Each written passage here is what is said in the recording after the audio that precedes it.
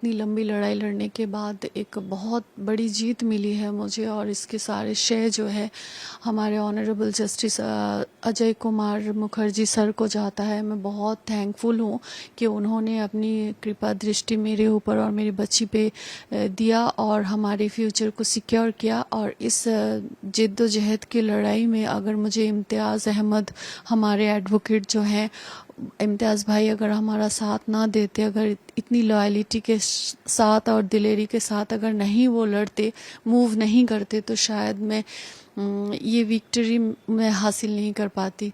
तो इसके लिए मैं बहुत थैंकफुल हूँ, मुझे बहुत खुशी है और मुझे अच्छा भी लग रहा है कि अब इंशाअल्लाह ताला मैं अपनी बच्ची को अच्छी एजुकेशन और उसकी लाइफ को इजीली मेंटेन कर पाऊंगी। अगर हम देखें तो शमी अहमद जो लाइफ लीड करता है, जो स्टेटस वो मेंटेन करता है, जो उसकी अर्निंग है, उस हिसाब से ये अमाउंट कुछ भी नहीं है। और हमने जो अमाउंट हमने कोर्ट से अप्लाई किया था, तो वो अमाउंट 10 लाख थे और वो 7 साल 7.5 साल पहले के डिमांड की हुई अमाउंट थी वो। तो उस हिसाब से अभी महंगाई भी बढ़ गई है, शमी अहमद की इनकम भी बढ़ गया है, और शमी अहमद जो स्टेटस से लाइफ लीड करेंगे वो मुझे और मेरी बेटी को भी हक है, राइट है वही स्टेटस मेंटेन करने के लिए। तो उस हिसाब से ये अमाउंट अच्छी है लेकिन कम है।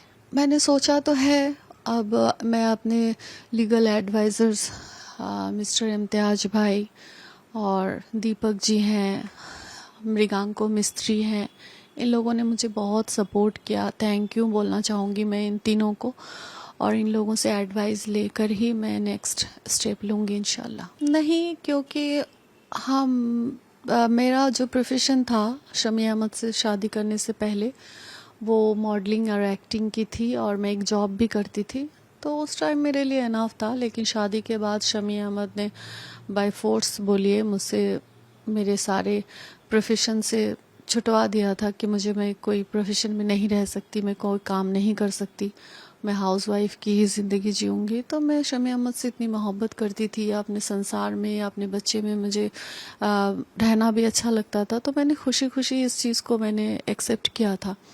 लेकिन उसके बाद से तो मैं अभी हाउसवाइफ ही हूँ, तो उस हिसाब से मेरी खुद की कोई अर्निंग नहीं है।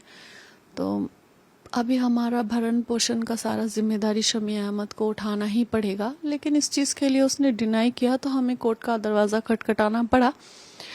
और कोई इंसान अगर खुद की जिम्मेदारी ना उठाए तो शुक्र अल्हम्दुलिल्लाह कि हमारे देश में कानून है, कानून उसे ऑर्डर देगा कि अपनी जिम्मेदारी उठाओ। कोई इंसान भी नहीं चाहता कि किसी इंसान के साथ रिश्ता जो है इतना ख़राब हो जाए। लेकिन अगर जिस इंसान के साथ आप रिश्ता जोड़ रहे हैं वो इंसान ही अगर ख़राब हो, इंसान ही अगर क्रिमिनल हो, और क्रिमिनल के शक्ल में गंदे जहनियत के लोगों के चेहरे पे लिखा हुआ तो नहीं होता ना कि वो इंसान गंदा है, गलत है और क्रिमिनल है, वो इन फ्यूचर आपको बहुत बड़ी मुसीबत में गिराएगा, आपकी ज़िंदगी और आपके बच्चे की ज़िंदगी के साथ खिलवाड़ करेगा, उसका कैरेक्टर निहायती गंदा होगा, ये किसी के चेहरे पे नहीं लिखा होता है।